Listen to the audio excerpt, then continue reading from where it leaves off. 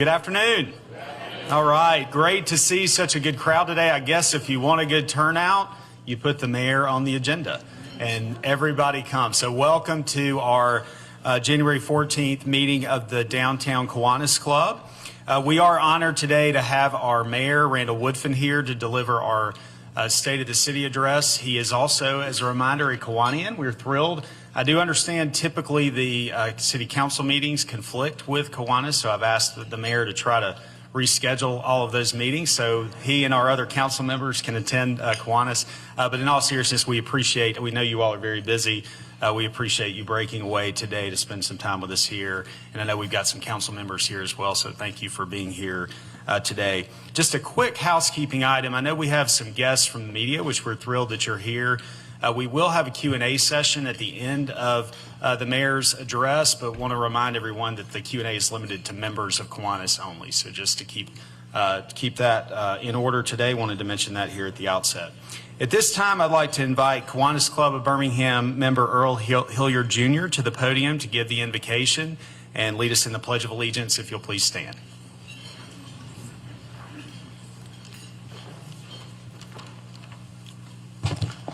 Please bow your head real quick. As we gather here today, we come together united by a shared purpose to serve and uplift our community. We are grateful for the opportunity to work together, bring our diverse perspectives and strengths to make a positive difference in the lives of others. May this meeting inspire us with fresh ideas, renewed energy, and a spirit of collaboration.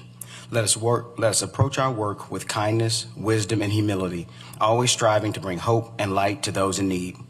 May our time together today strengthen our bonds and deepen our commitment to service as we work to build a better city for all. We all thank you for your chance to serve and for the many blessings that bring us here. All right, stand for pledge. I pledge allegiance to the flag of the United States of America and to the republic for which it stands, one nation, under God, indivisible, with liberty and justice for all.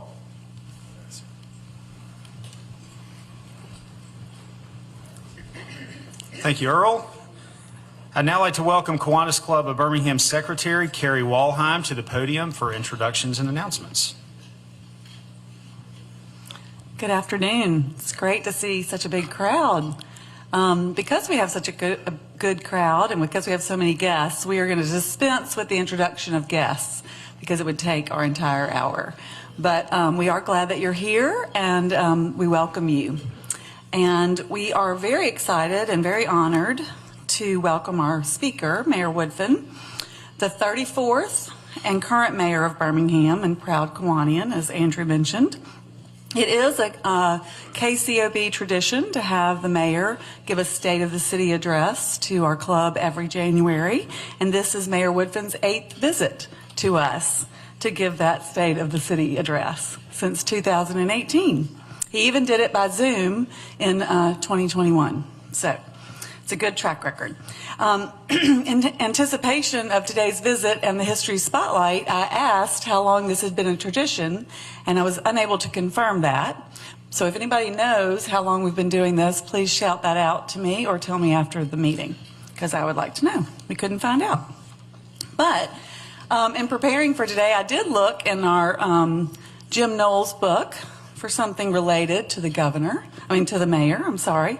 And 45 years ago, in 1979, then Birmingham Mayor David Vann declared via proclamation that May 21st is Kiwanis International Independence Day in Birmingham. With this proclamation, Mayor Vann, was referring back to the 1919 Kiwanis International Convention that was held in Birmingham at the Tutwiler Hotel. We've talked about this before if you've been here for some of my previous history spotlights. At that time, there were about 100 Kiwanis clubs. And as a side note, today there are over 8,300 Kiwanis clubs located in 76 nations. And of course, we're the largest Kiwanis club. Can't not mention that. Now, recall from an earlier spotlight that the owner of the Kiwanis name and the Kiwanis founder in 1915, Allen Brown, at that time, many of the Kiwanians that were convening here in Birmingham weren't really pleased with him for two reasons. One was his focus wasn't really civic-oriented, it was mercantile-oriented. He really wanted a platform for people to exchange business products and things like that. I think more to the point was he was making a lot of money off of the Kiwanis. He got $15 per head for a new member. So he was interested more in recruiting than anything else. Pretty good gig if you can get it, especially with 100 Kiwanis clubs. So at the 1919 Birmingham Convention, there were heady negotiations that resulted in the buyout of Mr. Brown for $17,500 cash. That was the negotiated price to buy him out. And interestingly, I think it's a great negotiating tactic. They got the rector at the Cathedral Church of the Advent to lead those negotiations to bring sort of a nice spiritual bent to the conversation. So I guess he couldn't say no. So Jim Knowles writes about the event, quote, "Glad to be rid of Brown, the delegates literally wrote hatfuls of personal checks to buy their peace. The transaction completed, Brown, with cash in hand, waited no time catching a Louisville and Nashville train for unknown points north.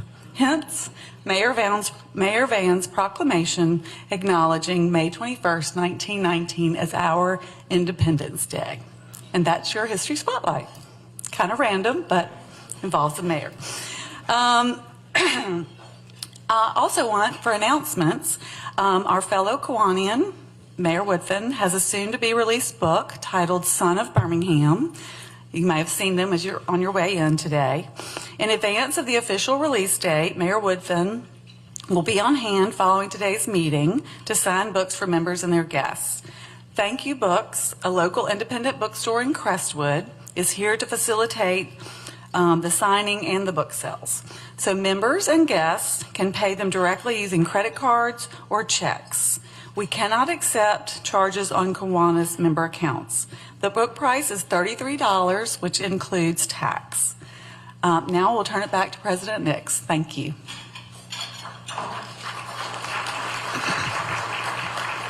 Thank you, Carrie. We're learning a lot from your history spotlights. Always good facts. You've heard me talk about the importance of club history, and we are very appreciative of our past club leadership and your continued support and engagement of the club. And I'd like, as we've been doing, to continue to recognize our current and former officers and board members. If you were in the room, if you would please stand for some brief recognition.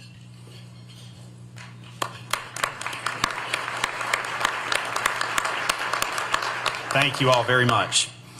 I'd now like to introduce the individuals seated at the head table. If you would please stand when I say your name and remain standing until the end.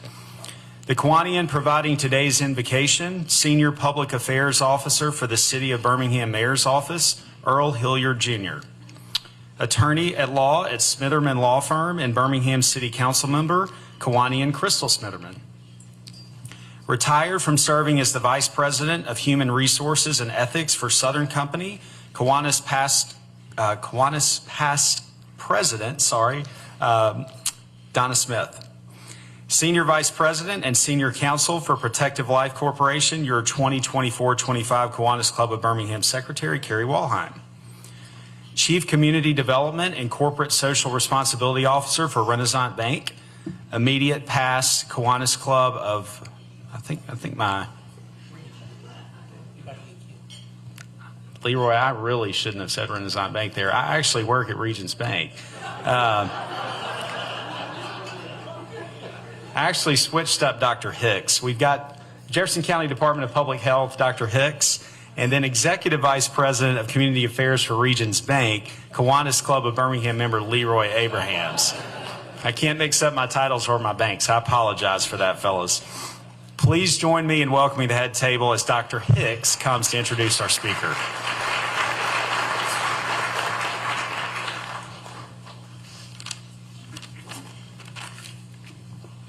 It is my pleasure of introducing the 30th Mayor of the City of Birmingham, the Honorable Mayor Randall Woodfin. So Mayor Woodfin's philosophy of putting people first has guided his leadership. He's revitalized the city and the city's 99 neighborhoods, and he's made that a top priority during his administration. He's focusing on enhancing education for young people, fostering a climate of economic opportunity for all residents, and leveraging public-private partnerships to make the cities as best as it can be. His vision to create new education and career opportunities for students led to the creation of Birmingham Promise, a public-private partnership that provides apprenticeships, tuition assistance to cover college costs for Birmingham high school graduates. Mayor Woodfin has also led a regional effort to invest in renovation and expansion of the Birmingham Jefferson Convention Center complex, making the city an emerging destination for sports and entertainment. Through Pardons in Progress, he removed a barrier from employment opportunities and offered a second chance with this mayoral pardons of 15,000 misdemeanor marijuana possession charges dating back to 1990. Under the Woodfin administration, the city has advanced plans to revitalize aging public housing sites and has continued to secure historic investments in projects to improve access to housing, expand educational options, transportation options, transform neighborhoods, and creating new job and business opportunities for people in Birmingham. Here's some successes in addition. These are major successes. $50 million Choice Neighborhoods grant to revitalize the Smithfield community and other historic communities. $21.7 million RAISE grant for roadway improvements and an urban trail. $10.8 million for the Good Jobs Challenge initiative to train 1,000 residents for healthcare jobs. Now, this is through public and private partnerships and other targeted efforts. The city has made significant progress in reviving large, long dormant tracts of land in the city. That includes the Caraway and Trinity Hospital properties and the former Century Plaza site. I've observed Mayor Wood from a distance. I will tell you, I know for a fact he is passionate, deeply passionate about the city of Birmingham. He's deeply passionate about young people and impacting their lives, and he's passionate about families, and particularly his as well. I have observed Mayor Woodfin and a warming station for persons experiencing homelessness, where he came out in the evening just to check to make sure people were being taken care of, and that the city administrators and staff were doing right by the people. I've seen that. I've also seen you talking to young people on the streets, in the communities, and having these engaging conversations with them. So I know that you're a man of your word. Now, last time I was up here, we were sitting next to each other. This was on election day, and I gave Mayor Woodfin a little test. He didn't know he got tested. And I asked him about him being a new father. And I'll tell you what, he passed the test. Because when I brought it up, he had a smile on his face. He immediately reached into his pocket and pulled out his phone and said, "Let me show you a picture." How many fathers immediately have a picture of that child? Typically, it's the mother. But he had it, and he was beaming, and he was showing that his daughter was ready for Election Day. She had her Election Day outfit on. All right? So I would like all of us to please welcome our fellow Kiwanian, son of Birmingham, the Honorable Mayor Randall Woodfin.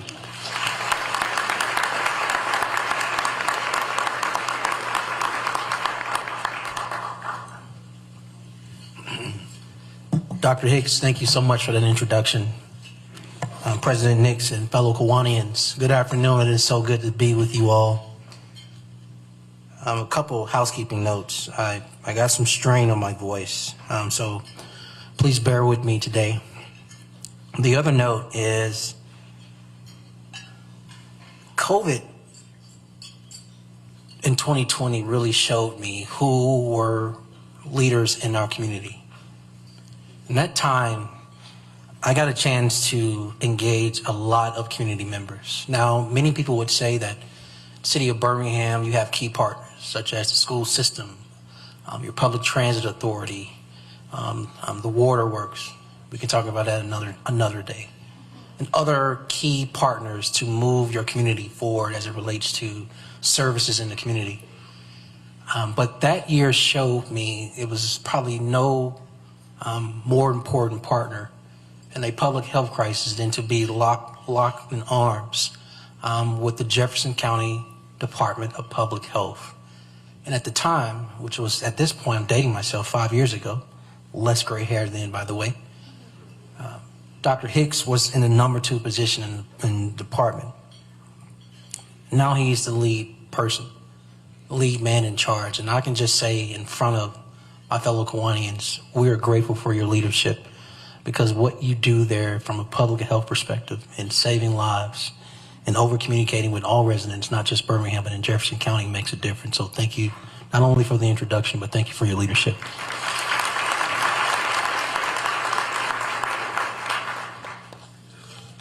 I want to do some acknowledgments in addition to all the fellow Kiwanians here. And please forgive me for never being at the meetings. There's another competing meeting every Tuesday. It's called the Birmingham City Council meeting. I'm actually a member here, but a guest there. But I have to be there. And it's my honor to work with this council, who I'll introduce in a minute. But before I do, I want to acknowledge Senator Roger Smitherman, who was here, State Representative David Faulkner, Mayor Stuart Welch of Mountain Brook, and of course my Birmingham City Council, who was here. I'll acknowledge them individually by name. In order, even if they're not here, I want to recognize them. That's Clinton Woods, who leads District 1. Please stand when I call your name. District 2, led by Councilor Hunter Williams. District 3, led by Valerie Abbott. District 4, led by J.T. Moore. District 5, led by Dr. Darrell O'Quinn. District 6, led by Crystal Smitherman. District 7, led by Pro Tem Wardine Alexander, as well as District 8, Carol Clark, and District 9, Latonya Tate. Ladies and gentlemen, Kiwanians, the work we do at City Hall, it cannot be done without them. I feel extremely lucky as a mayor to have a legislative body, 9 individuals who collectively work as a team in the foxhole with me, the 10 of us doing the work every day. So anything I'm about to say and everything I'm going to say, I take no individual credit. The credit collectively loans with these 9 individuals I've named and who have stood up before you. So I want to publicly thank them. I can't believe it's been 8 years. I literally did not have any gray hair. We're going to talk about that. I already told you. We'll talk about that later. But I do want to talk about our future, everybody. I'm excited to announce to you, and I haven't even shared this with the council yet, so this is literally breaking news to everyone here. The U.S. Department of Commerce today has just awarded the city of Birmingham, in partnership with Southern Research as the lead, along with UAB, a $44 million grant to support our designation as a tech hub. That deserves a round of applause.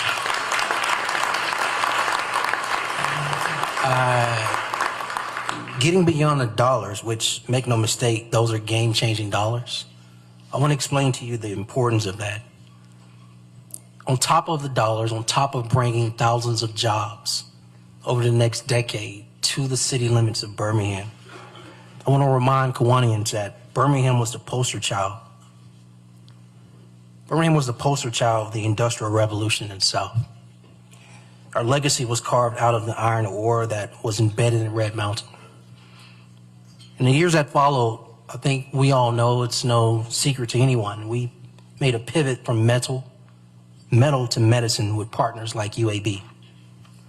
And I believe what was just given today, this, not just this designation in October, but this money that will usher in and accelerate growth, is our next steps towards another technological revolution. Because this grant will focus on equitable AI-driven biotechnology. That's a lot of words. The short version is, this will be a breakthrough that can shatter the generational cycle of poverty, produce thousands of jobs, increase our city's population, and grow our city in a way that all of you all want it to be known for. With that said, make no mistake about it, Kiwanians. 2024 was a difficult year, not just for our country.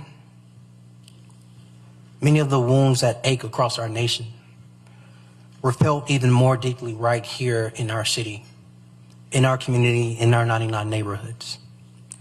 2024 was filled with a lot of those, what I would call, and some of you all may know this term, midnight moments.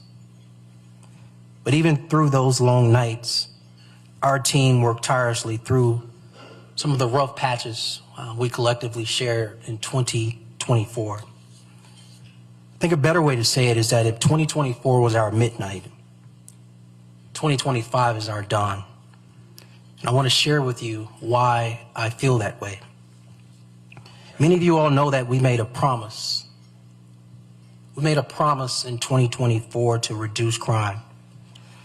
And the truth is we did just that. Rapes went down.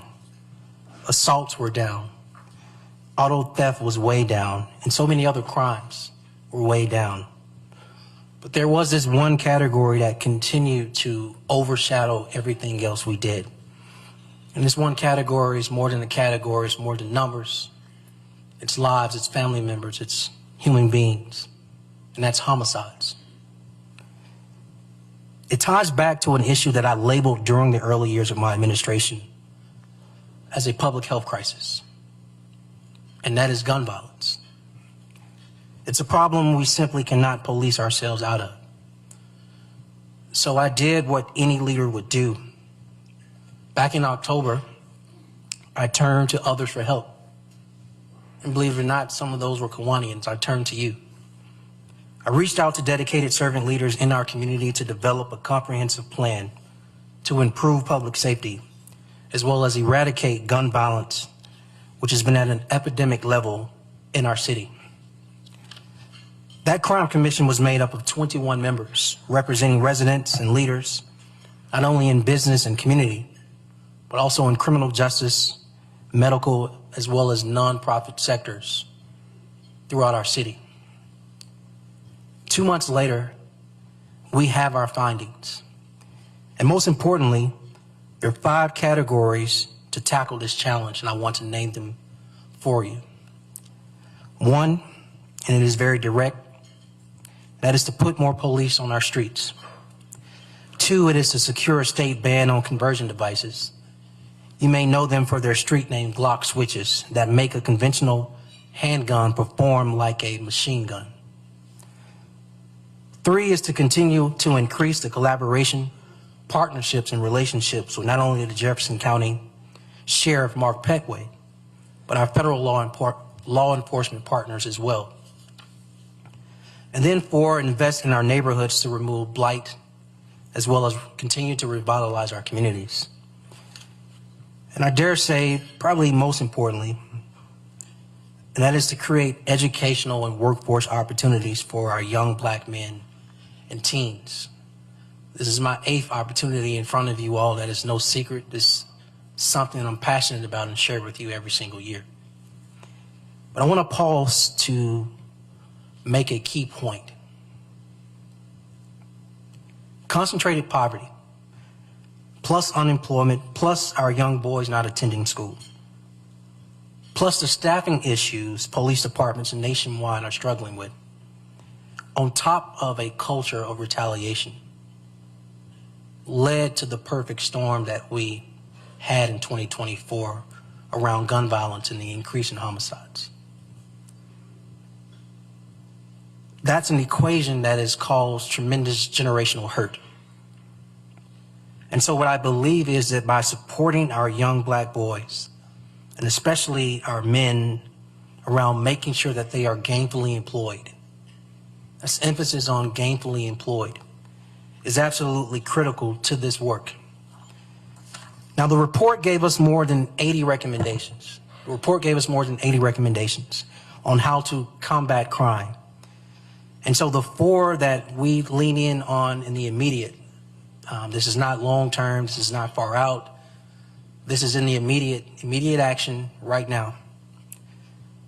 One is focused deterrence, and that is the ability to have a strategy of identifying high-risk individuals and groups through a combination of enforcement, accountability, as well as social support. 2 is community violence intervention. Internally, that is led by a team member by the name of Uche Bean.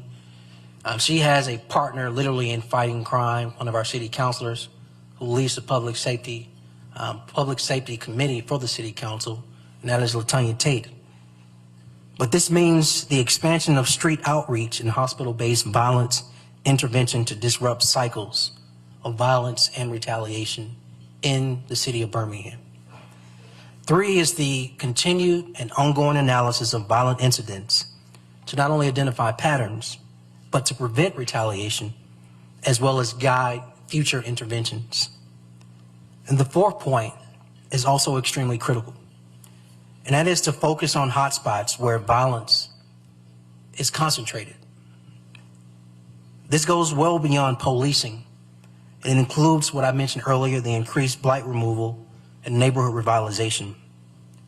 But the last point is important, and I want to share why. Policing, as vital as it is,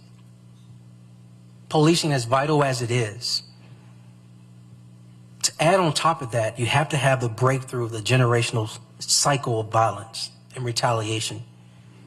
In order to do that, we have to restore hope to underserved neighborhoods throughout our city. Because until those residents know there is a way out, that cycle, the cycle we were in 2024, will continue. But I want to encourage you, Kiwanians, because that's the thing about hope. I believe hope is contagious. And never before, based on what's happened, not only with this report, but the outreach, the reaction, the responses, the calls, there's never been an issue during my administration that has unified our communities, our 99 neighborhoods, like this singular issue of public safety right now. From our crime commission, which brought together a diverse set of residents, business owners, and thought leaders from across our city, to all of you all here, Kiwanians and other members of the community, your presence shows how much. Your response to the Crime Commission report shows how much you care about this city. And so as we implant hope in our communities that desperately deserve it, we will be powered by the hope your individual organizations, Kiwanians, and others bring to this cause, to this issue. It's your trust in our leadership as mayor and council. It's your desire for change, Kiwanians. It's your love for the Magic City that will help us bring light to those midnights I described earlier. Now, I want to give you some more great news, because I believe the council and I are ahead of the curve as it relates to what's already been implemented related to this Crime Commission report, or in the process of implementing many of the Commission's recommendations. Let's start with police recruitment. Police recruitment has grown to its largest since 2020 and will now be further aided, again, thanks to this council and their vote and their approval and their support, by a $16 million recruitment and retention plan. That includes a $10,000 bonus for new recruits, as well as we have a quarterly retention bonus for officers with the department who've served for 2 or more years, receiving their first $2,500 bonus last month right before Christmas. I think it's also important to note the things around technology. We're growing our real-time crime center with the aid of federal grants that also include a $4.2 million appropriation from Senator Katie Britt last year in 2024. That investment will be an add-on to the more than 2,100 cameras our police department already has access to. I think as we talk about how technology offsets and or enhances policing in our community, this is an extremely important point. But the others are tangible and real for our young people. One being conflict resolution, which is now offered to students in nearly every Birmingham city school through the Common Ground curriculum funded by the city and implemented by our municipal court, led by one of your fellow Kiwanians, Judge Andre Sparks, who I see seated here. And then we have the city's Restore program for our teenagers who are most at risk in the juvenile justice system currently, that continues to make a difference and expanded through a grant we received in 2023 from the Department of Justice. But there are other receipts that you should be familiar with, because as I understand it, I got to arm the folk in this room with enough knowledge to go out here and spread what we're doing to address these issues. The Office of Community Safety Initiatives has awarded a contract to the National Institute for Criminal Justice Reform to take the next steps to produce our gun violence reduction strategy, again with partnerships with our city councilor and chair of Public Safety Committee and her colleagues, which includes shooting reviews and focused deterrence. And I think it's important because I've already acknowledged this young man, Dr. David Hicks, and his team, along with UAB, expanding our hospital-linked violence intervention program with the Department of Health. But I want to explain to you the success of this program. They've been working with gun violence victims admitted to the hospital for quite some time. And now they're going to expand to the emergency room. What you all need to know is that this program has literally led to the decrease in those who have been shot and survived from going back out there and either being shot again and or killing. This program has literally been a success in decreasing retaliation. The Crime Commission report, you should know, points to data that states roughly 1%. Roughly 1% of our city's population has accounted for more than 50% of the violence. That's why we're making it a priority and working with an external team to launch what we call One Hood. One Hood, that is ONEHOOD, One Hood, to break the cycle of violence through direct interaction with the people in our community most at risk. By focusing on that 1% and injecting new life in all facets of our violence prevention and public safety sectors, we know we can decrease gun violence in our city. Now, that was a lot of information I just shared with you. But I want to be extremely clear by sharing with you and communicating that the vast majority of residents in our city, are very, very peaceful. They are hardworking. They are parents with children. They are law-abiding citizens that are invested in Birmingham, and they want what's best for their communities. The small percentage of people participating in violence, as I understand it from residents who I meet daily, will not shake their resolve for how we make the city better. But again, building a better Birmingham goes beyond public safety.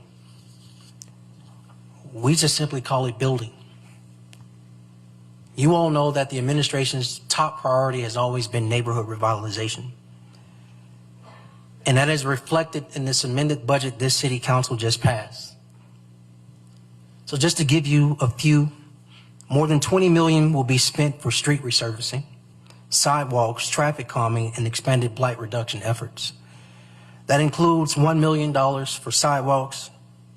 Ms. Abbott wants more. Where is she? I'll get you more.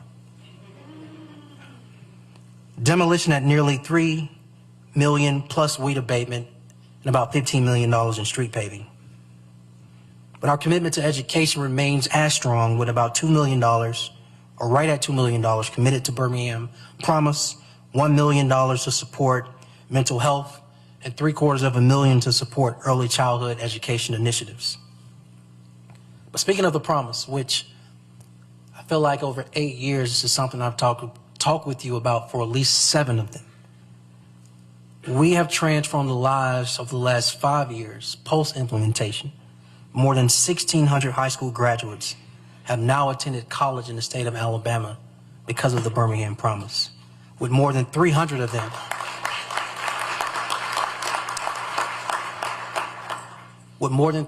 them also having paid internships in their final year of high school, being exposed to their dreams and their passions.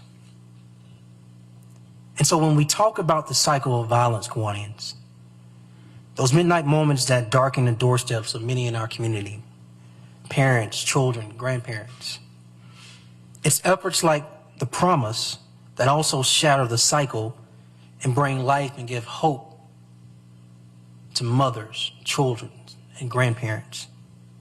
And so looking forward, I think this is an appropriate time to announce the launch of the Office of Resilience and Sustainability. I believe the South can and should be a place where natural resources, our people, our businesses, all can work together to keep Birmingham healthy for generations to come. And so today, this afternoon, I am happy to introduce to you all Sherry Lee Bloodworth as our city's first Chief Resilience and Sustainability Officer. I want to share with you a little bit about Sherry Lee and her team, who are already at work with initiatives related to carbon emissions, healthy food sovereignty, and the creation of an enterprise-wide sustainability plan. This is our future, and it touches everything we do at City Hall. Now, you've heard me say, as I kind of wind down and what I wanted to share with you this afternoon before we get into Q&A, you've heard me say several times that it will take all of us. That's each Kiwanian in this room, that's each guest of a Kiwanian in this room, that's you and your capacity with the organization you serve in a leadership role in, to push Birmingham forward. How do we push Birmingham forward? And the question is, what is your role? What is your role in pushing Birmingham forward? I believe your role is very simple.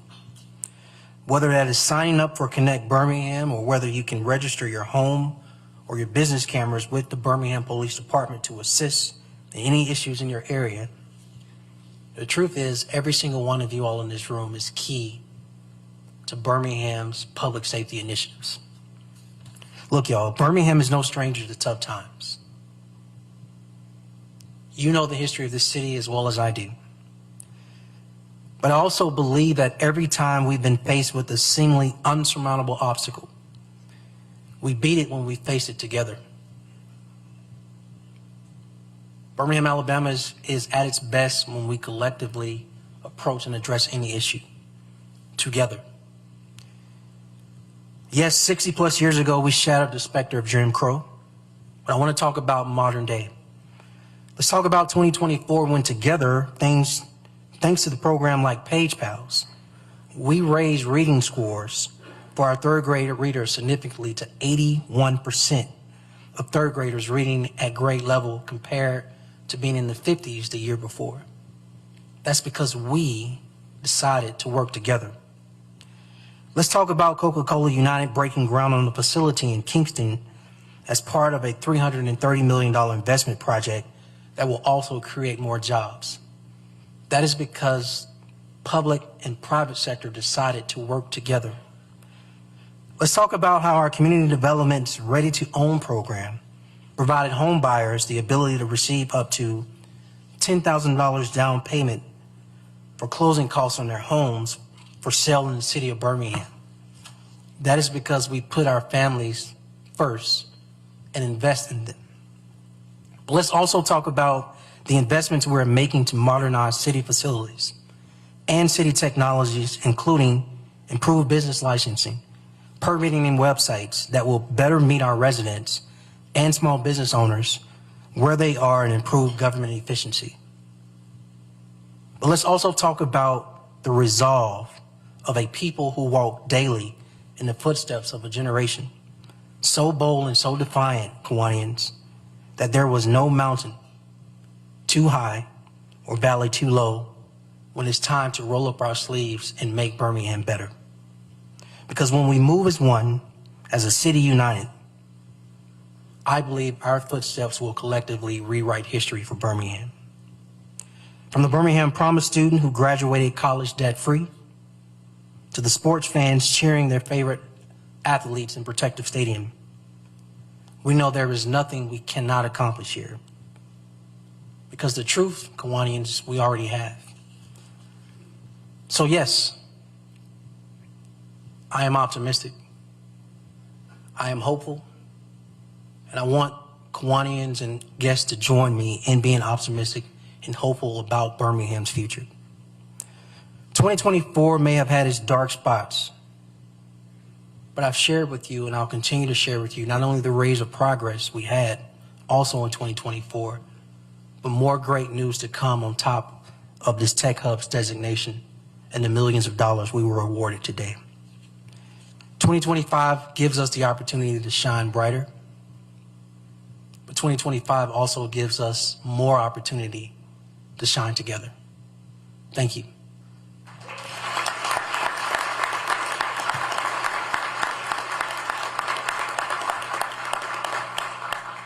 Mr. President, how much time we have? About 12 minutes. Mr. President says we have 12 minutes. Who's first? And he made a rule, no media questions. I heard him. Rule's been made. That was just for you. Who? Yes, sir. Not sure I know a lot about this subject, but I read that there was a movement for Greens to do business permit in the state of Alabama. Is that something that I'm asking? No. No, you haven't imagined that. That's look, I don't want to speak on behalf of elected officials in this room. So I can't speak to Senator Smitherman or State Representative Faulkner. I can't speak for Mayor Welch. I can't speak for the City Council, and I won't speak for myself.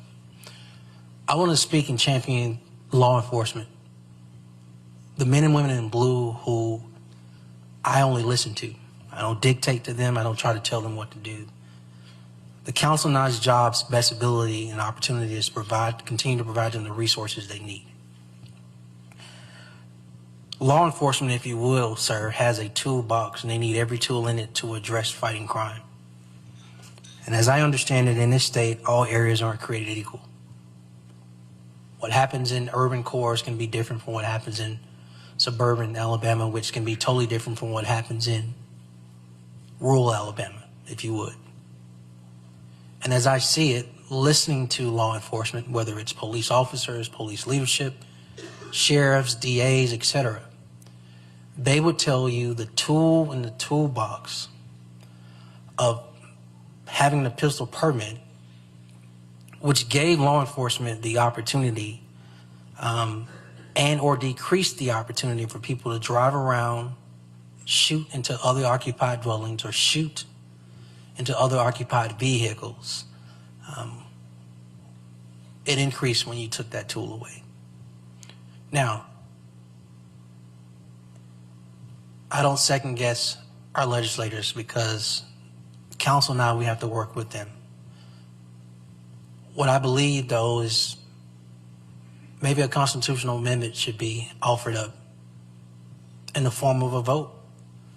The legislators, not the mayor, not the city council, but give it to the voters of the city of Birmingham. If they believe a pistol permit is needed within the city limits, let the voters say yes or no. Those are my thoughts.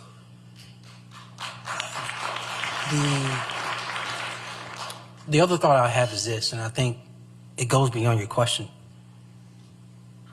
But the plainest way I can say it, sir, is that I want gun violence to get the same treatment, the same sense of urgency as the opioid crisis. The opioid crisis has affected urban, suburban, and rural Alabama at a rate that's crazy. And we see immediate laws that have been passed to address those issues. Gun violence is not equal across the state. I've already given you the formula that why gun violence is higher in Birmingham versus other areas of the state. But I think that means additional tools are required, or exceptions to the rules are required, at a minimum for a window. Maybe a pistol permit is not needed in perpetuity, but maybe that tool back in the toolbox for a short window gives us more of an opportunity to decrease shootings in our city limits. Just a thought. Who's next? Professor? Mayor, I had two items. First is, he said that 1% of our city is honorable, something to that effect. And I'm curious as to who make up the 1%.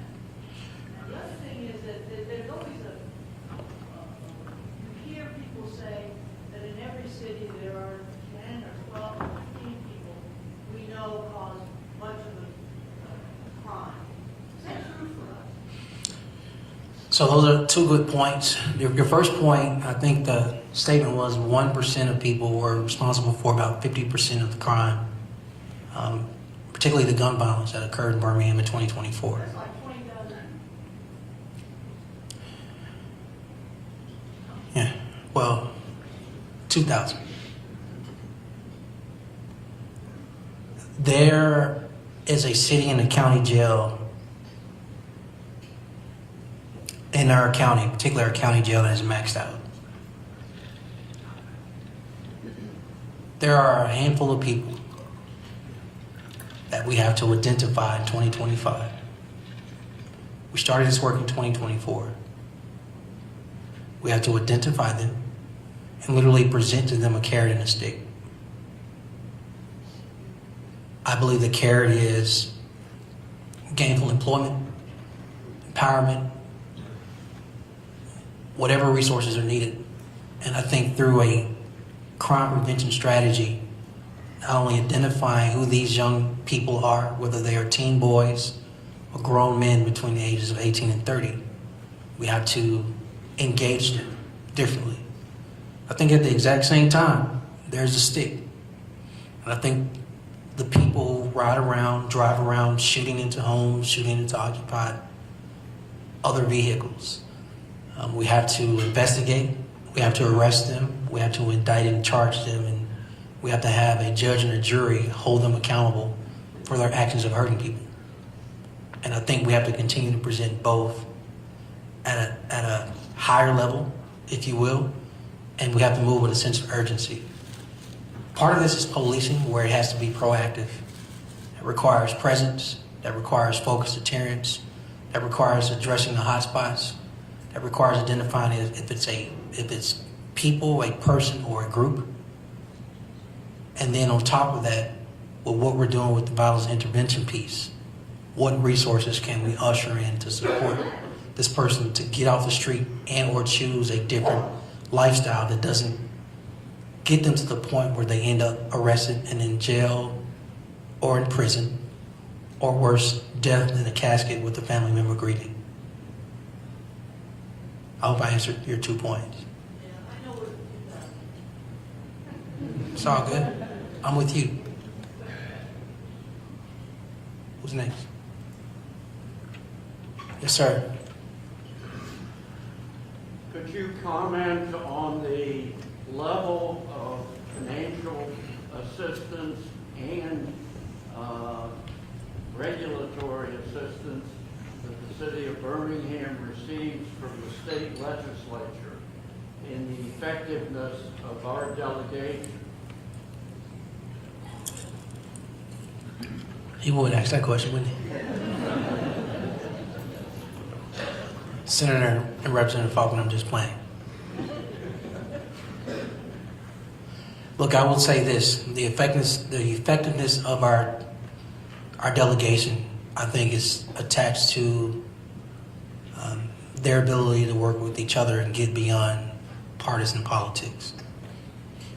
Which I want to be extremely clear and celebrate Senator Smitherman, in the absence of his colleagues, first talk about the Senate. I didn't understand no home rule when I first became mayor. And then I got a hard lesson in it.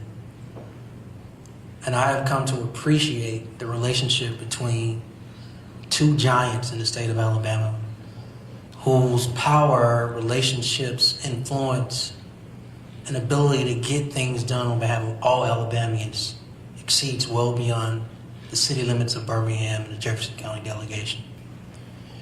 And that is State Senators Roger Smitherman and State Senator Jabba Wagner. And you can put a D and an R by their names all you want. These two men have a commitment to Jefferson County residents to make this area better for all of us in commerce and business, and residential and community, and entertainment and everything else. Every time we call them, whether it's been for the new protective stadium, Legacy Arena, whether it's been for tech hubs, whether it's been for Southern Research, UAB, I can go on and on. I don't even have enough time to tell you the impact these two gentlemen have had, along with their colleagues, by the way, I don't want to omit the other senators who make up the delegation. But these two stalwarts have, as you say, the money question piece brought home the banking. It's been no different in the House. We need both chambers. And State Representative Faulkner and his colleagues have been stalwarts too. That when we've called them, we've been able to set aside the D and the R, just make things work better for residents of Birmingham and Jefferson County. Please remember that we have a unique system. As mayor and council, we're nonpartisan. Citizens of Birmingham don't care about D and R when it comes to the pothole, police response time, paving streets, city services, picking up trash, etc.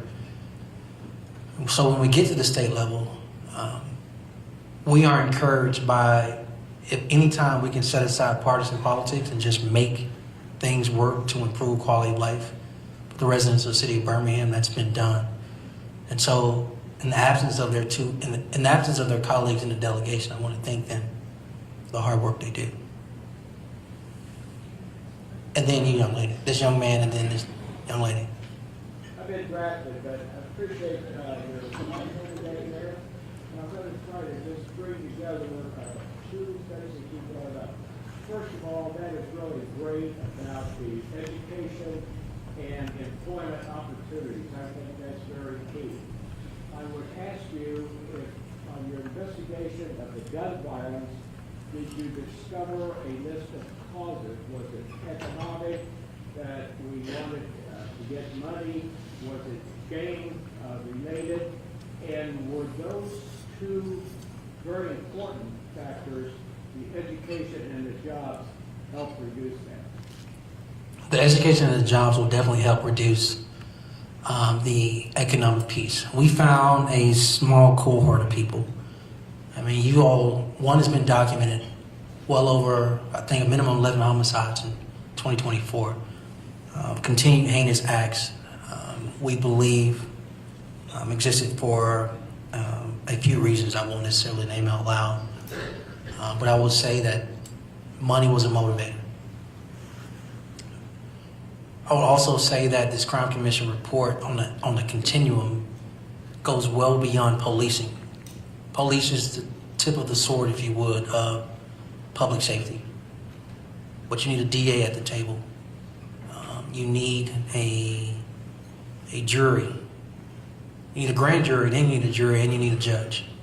Everybody has to do their part. You need probation and parole. Everybody has to do their part.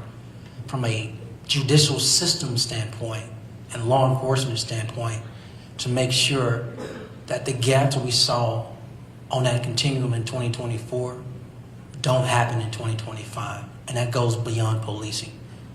To answer your question, sir, yes, I believe that educational opportunities, and most importantly, being gainfully employed opportunities, decrease opportunity for people to choose the streets.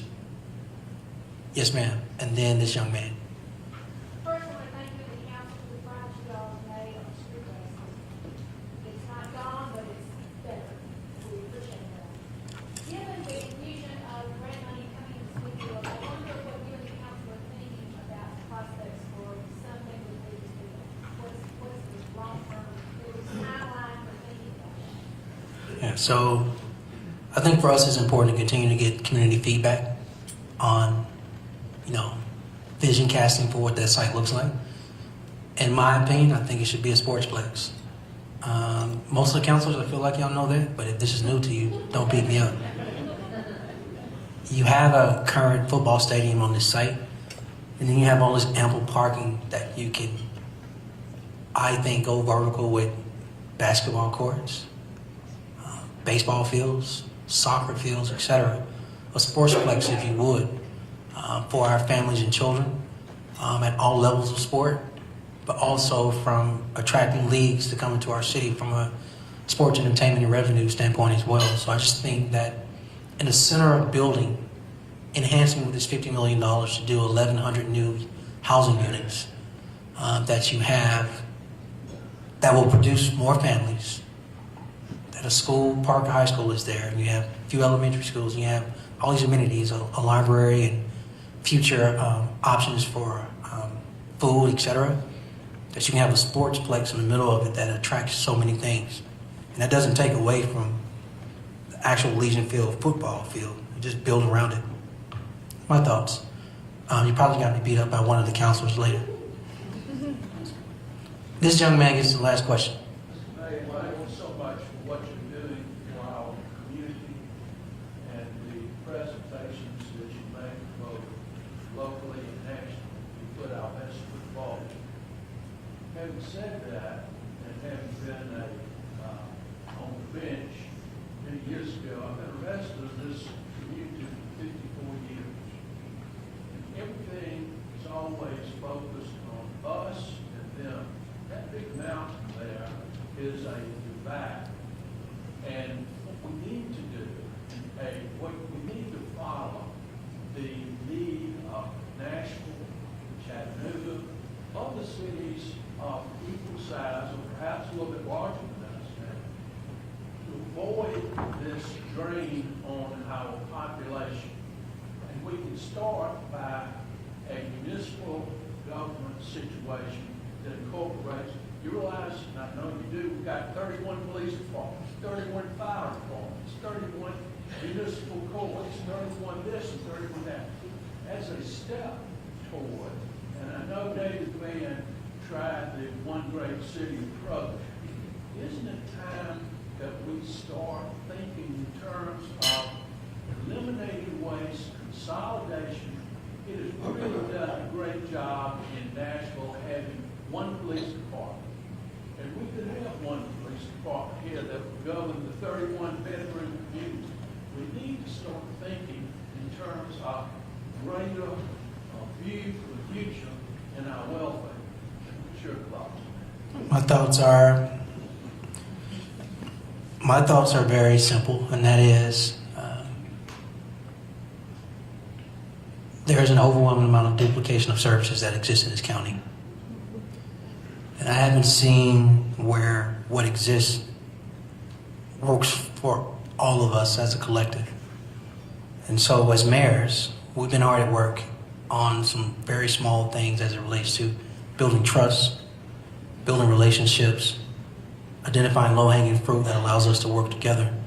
I think if we continue down that path, maybe it's not us, maybe our sons and our daughters, possibly not them, our grandchildren, can see your point and make this come together. He had a quick question, David, because Mr. President, I don't want to get beat up by Mr. President. My fellow Kiwanis know exactly what we have the healthcare crisis in this state, and that impacts all the initiatives that you present today. Our failure to expand Medicaid continues to hold us back, not just here in Birmingham, but across the state. So my call is for you, and I say this to you every time you come, future bullet book to help move that initiative along. Senators Scrivener and Representative Faulkner, let's make this the legislative session that takes us out of the only 10 states that haven't expanded Medicaid. Talk to our former provost at UAB, Eli Capilouto, who's now the president of the University of Kentucky. What people tell you about when Kentucky expanded Medicaid, the positive impact it had on that state, we need to do it. So please, future bullet book. Yes, sir. Thank you, fellow Kiwanis.